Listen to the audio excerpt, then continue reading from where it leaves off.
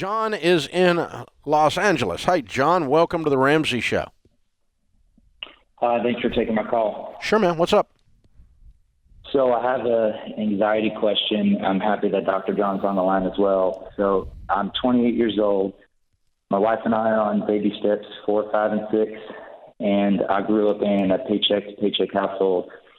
And now I'm about 2 years out of law school. My wife and I paid off all my law school loans together in about 13 months. Way to go, man. And so we're debt-free now, but now I have trouble spending money on anything. And it's not like I'm scared of the future. I trust that God will provide. And I also, Are you on a speakerphone? John. Can you hear me now? Yeah, it's a little better. Yeah. Go ahead. Apologies about That's that. okay. You good? Go ahead. So I was saying I'm okay with saving a bit, and I'm not afraid of the future or anything like that, but I just feel real guilty spending money on anything. There's a lot of, impoverishment and homelessness in Los Angeles where I live, and so I feel a lot of anxiety and guilt about spending any money. What do you do with the money that you don't spend? Save it. We give a lot, and that's it, really. I like spending money on my wife. I like buying her things, but she keeps trying to get me to buy something from me, and I can't seem to do it. Who told you weren't worth taking care of?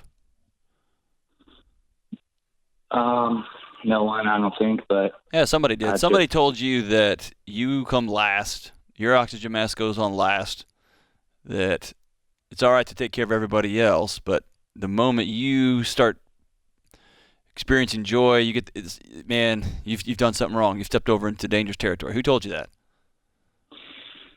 Probably someone at church. Okay. Yeah, they can be expert.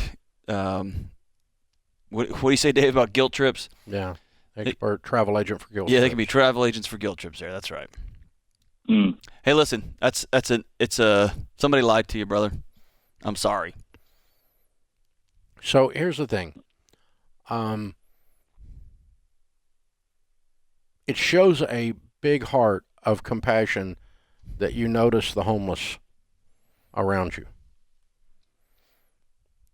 You also are able to do first grade math, and you know that you're not the Messiah and you can't take care of them all. Right. You can help with the homeless issue by making some donations to the local mission or do other people that are doing good homeless programs. But even that is not going to fix the homeless problem because you didn't ever buy you a shirt. Does that make sense? Right. Right, yeah. And when I start doing stuff like this, my wife goes, "Hey, you ain't the Messiah." That's his job. The job's taken. And it's good to have a big heart and be compassionate, but when it overwhelms you to the point that you are unable to do the normal rhythms of life because you see need out there, that's a Messiah complex. You're starting to think you're Jesus. That's not your job. That's his job. The job's taken. And you're not big enough to do it. I'm not big enough to do it. None of us are big enough to fix that single-handedly with our own personal checkbook. I mean, even Bill Gates couldn't do that, right? Here's what I want you to do, man. I want you to begin to consider yourself worthy of taking care of, too. And right. Okay. Most of us have to, it's going to sound counterintuitive because we think we just are born into the world knowing how to do this, and we don't. But I want you to begin to practice. If you've got the money, you've paid it off, everything, you're in baby steps 4, 5, and 6, you're a lawyer, you're doing okay, I want you to practice spending money on yourself. What's an example of something you would buy that you would feel guilty about? Pretty much anything. Well, give me an example. Like going out to nice dinner or something? Okay.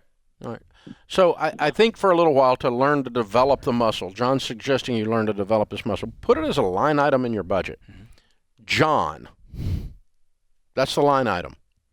And that money cannot be spent on anything that's in that line item. You can do an envelope. Put the cash in an envelope. Write John on it. It cannot be spent on anything except John. I had to do this, John, because my wife was doing the same thing. She's a classic Southern belle. And, Well, we'll say we'll have plenty of money for the children's clothes, and I'll just wear the drapes. Like she's Scarlett O'Hara, right? Right, Martyrdom, yep. right? Martyrdom. And so I finally had to set it aside, a separate clothing. I'm like, Sharon's clothing, kids' clothing. You cannot spend Sharon's clothing money on anything except Sharon's clothing. Right.